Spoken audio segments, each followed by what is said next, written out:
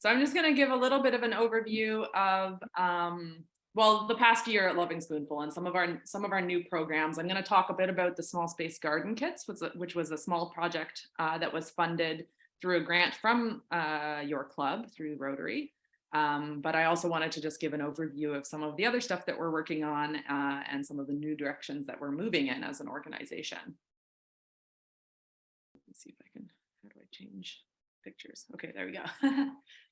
So this is just a quick snapshot of our new strategic plan at Loving Spoonful. I think that the pandemic years have been a time of pretty major reflection and change for a lot of organizations, as I'm sure you know. And for food providers in the Kingston area, it was a really big wake-up call in a lot of ways. So one of the things that we realized is that there are a lot of organizations doing kind of emergency food provisioning work in Kingston. And there wasn't a whole lot of communication in between all of those organizations. So one wonderful thing that has come out of the pandemic is that all of the food provider organizations in Kingston are now working a lot more closely together and collaborating a lot more to improve the efficiency of our service delivery and to reduce redundancy. So one of the ways in which Loving Spoonful has shifted to work in this kind of new collaborative way is that we are focusing much more on the food sovereignty side of things and the building of the local food system. And we're using that to help increase the amount of local food that's produced and the amount of local food that we collect from our donors that we can then redistribute to some of our partner agencies that are more efficient on the distribution side of things. So some of you probably know when Loving Spoonful first started, we were mostly focused on food rescue. So we would go around to restaurants and grocery stores and places like that to collect surplus food that was going to end up in the dumpster, and then we would redistribute it to shelters, meal programs, food programs throughout the city. We are doing very little of that work now. We're not actually collecting from restaurants and grocery stores at all anymore because other organizations like Lionhearts have stepped in and are sort of taking on a lot of that work now. So that's freeing us up to focus more specifically on local food system building and what we call food sovereignty. So for folks that might not be familiar with that term, food sovereignty is a term that refers to the right of peoples and communities to control and define their own food system and their right to be able to access food that are produced, that are culturally appropriate and that are produced through ecologically sound and sustainable methods. So this is kind of a step beyond food security. Like folks are probably familiar with the term food security, which is really just a reference to having enough calories to survive.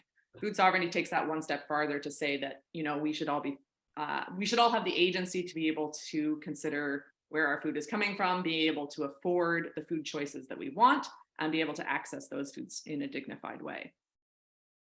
So a big part of this work to us is increasing the amount of food that's produced locally in the Kingston area and helping to resource people to produce food themselves if that's what they want to do. So one part of that work that we engaged in this past spring was the small space garden kits. This is a project that we did last year for the first time, and it was a really big success, and we had a lot of demand for it and a lot of requests for doing it again. So that's why we requested some support from the Rotary Club back in the winter to be able to deliver this again this year. So basically the small space garden kits are just a little mini garden. We provide everything that you need to start a little food garden, whether you only have a windowsill or a balcony or a small front stoop or whatever. We are really trying to help people to grow food wherever they have space. And you really can grow food pretty much anywhere. So we provide a fabric planter, vegetable seeds, a little assortment of seeds that are suitable for small spaces. So there was, I think, lettuce, kale, basil, and beans, a tomato seedling, some soil, and some instructions for how to plant and take care of their planter. And we distributed them. So this is a picture of Jean, our wonderful summer student that we had this past summer, and she was helping. I think this was her very first day of work, actually, was helping to assemble and distribute these small space garden kits. So we had a few staff and several wonderful volunteers who got together. We filled up these black plastic planters in the background with soil, and we kind of assembled a bag of all of the other components of the kit. And then we had a whole army of volunteer drivers that helped us to deliver them to the recipients. The recipients of these kits were pretty varied, but we worked mostly with our partner agencies. So the same agencies that we often distribute food to, we used to get referrals to this program. So we distributed 150 kits, and almost all of those the people who received the kits were referred by a service agency. So organizations like Kingston Community Health Centers, Addictions and Mental Health Services, some seniors organizations up in Rideau Heights. And this year, a new component of the project was that 35 of the kits, I believe, were distributed in the Indigenous community by the Kingston Indigenous Languages Nest. And those kits, they received the main vegetable planter, but we also created a second planter for those folks to actually grow some medicines. So we provided sage seedlings, tobacco seeds, and a small cedar plant that they could plant in their gardens. So this is a picture of some of the recipients of the garden kits this year. Lots of happy smiles, and we got lots of photos throughout the year of people, you know. Part of this work also was that we invited people to join our Facebook group, which is called Garden for Good, YGK. And that's a group where people can exchange and ask each other questions and provide tips and tricks about gardening. So a lot of the people that received the garden kits were then able to join the Facebook group and connect with other gardeners and share about their progress or ask for advice, you know, if their tomato wasn't doing so well or whatever. So it was great to kind of bring those people into our larger gardening community as well. So in addition to the small space garden kits, a big part of our work in the early spring is to facilitate our Grow a Row program, which is our program where we support home gardeners in producing food in their backyard gardens or wherever, and then encouraging them to donate any surplus that they grow in those gardens back to Loving Spoonful for redistribution in the community. So in the springtime, it's really busy because part of what we do is collect any surplus seedlings that any local vegetable farmers have, which is usually a lot because people way overplant. And then we redistribute all of those seedlings for free to anybody in the community that wants to grow a backyard garden or specifically a donation garden. So a lot of them go out to community gardens as well. So this is Emily and Eric from Root Radical CSA, which is a farm on Howe Island. And got another picture here of Meg and Ian from Patchwork Gardens. And these are some of our biggest farm donors of seedlings, but also of food throughout the year. In addition to the Grow a Row program, another source of food that we receive donations from and then redistribute is our gleaning program. So our gleaning, sorry, actually, while I'm talking about Grow a Row, we help support people to grow in their backyards through our Facebook group and through distribution of seeds and seedlings and things like that. And then we have these drop-off locations where people can bring their surplus food throughout the summer to donate it. And then our gleaning program is where we collect surplus food from local farmers. So we do this in a couple of different ways. One is that we have volunteers at both of the farmers markets, at Kingston Public Market on Saturdays and the Memorial Center Farmers Market on Sundays, at the end of the day to collect any food, perishable food that hasn't sold throughout the market day that farmers want to donate to us. And then we also organize gleaning trips to farms. So any farm that has crops that are not that they don't have the labor to harvest, or they're not going to be able to harvest for whatever reason, or maybe they're slightly imperfect, we'll actually take volunteers out to the farm and harvest everything and bring it back and redistribute it. So this is a picture of some beautiful apples from Waddell's apple orchard out on Highway 15. They had, unfortunately, a horrible hailstorm at the end of August, so they were not able to open their U-pick this year, which is where the majority of their harvest labor comes from, is people coming to pick their own apples. but they had so much hail damage that they decided not to open. So they invited us in, and I think we harvested close to 10,000 pounds of apples this fall from them that all got redistributed into the community. So one of the ways that we redistribute food is through our local food access program. And this is where we distribute food at no cost. We have local food market stands that are located within, I think this is 10 now, 10 partner agencies throughout Kingston. So we locate these stands within existing social service agencies to try to make it the most accessible for people who might need the food, putting the food right in places where they might be going anyways to access services. So we stock these stands twice a week, and people can go and take whatever they want from them, no questions asked. And we really strive for this to be a dignified way to access local food. Ayla, can I ask a quick question there? Yeah, please. So you had a lot of apples, right? And apples last for how long? When they come and get the apples, do you give them different suggestions of what they can make with those apples?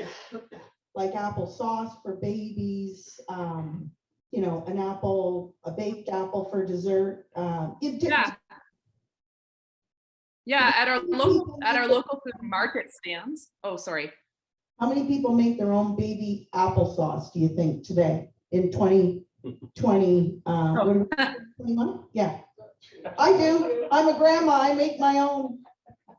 Yeah, that's a very good question. I suspect not as many as used to, for sure. We do try to with our local food market stands, because they're unstaffed, like it's just a stand that's sitting in an agency, people help themselves. We try to leave little like recipe cards or little piece of paper with tips and tricks, especially when we're leaving produce that might not be familiar to people. So part of the work of collecting from all the local farmers is that we get lots of stuff that people might not recognize, like, you know, watermelon radishes or kohlrabi or whatever, that look a little bit different than the stuff that you get in the grocery store. So we always try to include some information about like what is this and how do you prepare it, and some recipe ideas to help people make the most use out of it. And then we also partner with, like, you know, the organizations like Martha's Table and Lunch by George that we give food to. Obviously they are doing a lot of processing of that food, and Lionhearts is able to do quite a lot of processing now at the community food redistribution warehouse. So when we have a bulk amount of something, we can hand it over to Lionhearts, and they will work to turn it into an applesauce, or, you know, like when we get huge loads of squash, for example, they will like chop it all up and put it in freezer packs, and then we can distribute it to the meal providers like Martha's Table in that way, so it's easier for them to use.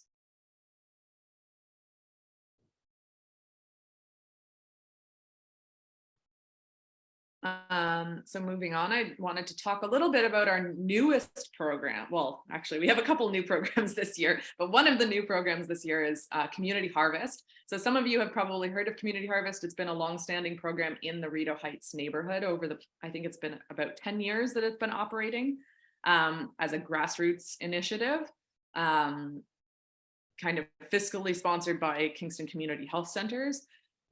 Loving Spoonful has always been involved as a partner, but this past year we actually took on the program under Loving Spoonful's urban agriculture umbrella. So we're running it, and the staff that run it are now Loving Spoonful staff.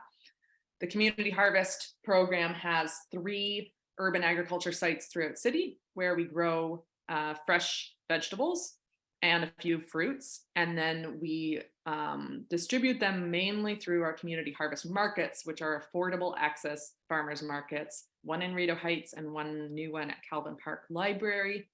The markets are operated as a pay what you can model, so everything on the table, we suggest that you can pay anywhere from $0 to $5 for an item, and the markets are open to everybody. So we get some people who come and pay like $20 for a zucchini in a very generous way, and then that helps to offset you know, people who come and might want to just take some food for free.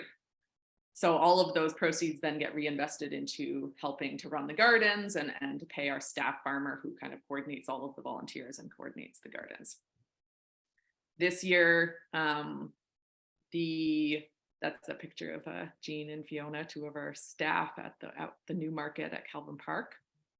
We chose the Calvin Park location as a site for a new garden and new market under the Community Harvest Program this year, because we had been chatting quite a bit with Keys and ISCA, Immigration Services for Kingston and area, about how our programs could better serve newcomers in the Kingston area. And they suggested that something in the Calvin Park area would be really impactful, because that's where a lot of newcomers and refugees get settled in that area, like where all of those apartment buildings are. And we definitely found that to be the case. Like most of the people that are frequenting this market now are newcomers to Canada, which is great. So we grow a few things like okra and Egyptian spinach and some crops that ISCA helped us consult with people about, like, what kinds of foods are you not able to find in the grocery store here that you really miss from home, and then we grew some of those crops for the market.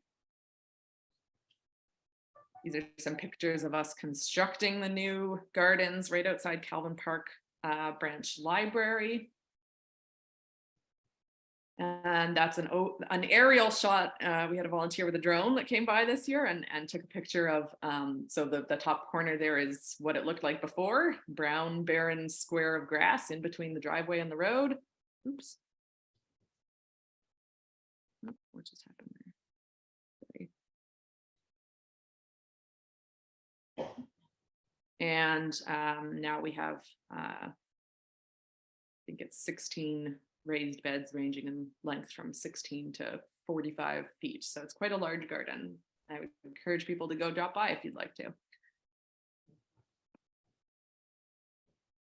This is a picture of just some of our wonderful community volunteers helping out in the garden. So we host work days in the garden, and we have regular volunteers that come on harvest days to help us with the harvest, but we also provide like training and workshops for anybody in the community that wants to learn more about vegetable gardening.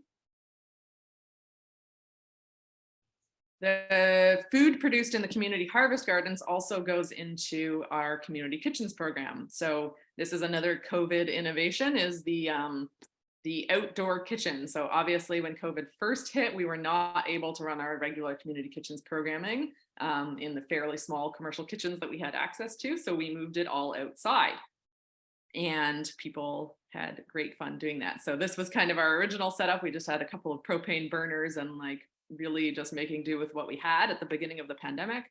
But thankfully last year we were able to secure some support from the Kinsman Club to purchase this outdoor kitchens trailer. So now we have this trailer that has barbecues and propane burners and tables and chairs, and we can roll up to a community garden or a park or anywhere to run outdoor cooking workshops.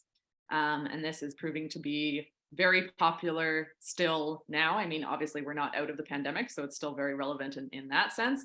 But I think people just really enjoy the experience of cooking and eating together outdoors in general. This is a picture of some of our community kitchens participants actually harvesting from one of the community harvest gardens and then using that food directly in the cooking workshops. Another new program that we launched this year is the Community Training Farm. So this is a partnership with the City of Kingston, St. Lawrence College, and Corrections Canada. We were able to access a couple of acres of land at the Collins Bay Prison Farm near where the Lakeside Garden is. Some of you are familiar with that. We got 2 acres, and so we're actually building up a market garden training program. So we're providing on-farm training, job skills training for 30 participants this year. In addition to the on-farm training, we ran a whole series of farm tours and workshops and are doing some skills training with St. Lawrence College. And then all of those 30 participants are going to get placed on with a job placement on a local farm starting in the spring. So this has been a lot of fun. We've literally built the farm up from scratch. It was like an empty field, like what you see there in the background. And now it's about 2 acres of really good looking vegetables, or it was until about a couple days ago when it all froze. But all of the food that we produced here, which I haven't actually calculated it, but it was like thousands and thousands of pounds of food, all went into our local food access programs and distributed for free into the community. These are just some more pictures from the farm. And finally, we were so excited this fall, just in the past 2 months, to be relaunching our Grow project. So our Grow project is our school program. So historically, we've had school gardens at 21 elementary schools in Kingston, and then we deliver a series of curriculum-linked workshops throughout the year.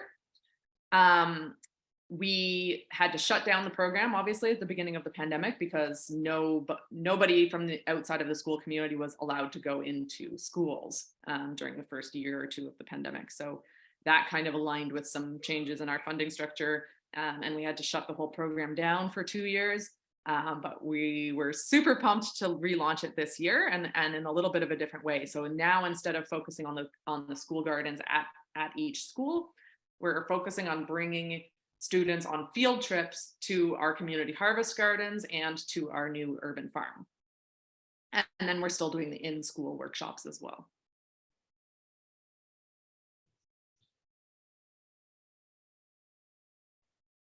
This is a picture from a group of kindergarten students that came out to visit the farm in September, I think, and they helped me harvest some carrots and beets. And I've worked with the Grow project for a couple of years, but I have never seen kids so excited about vegetables. It was wild. They had a great time. Yeah, there you go. You can see how excited they are about their carrots.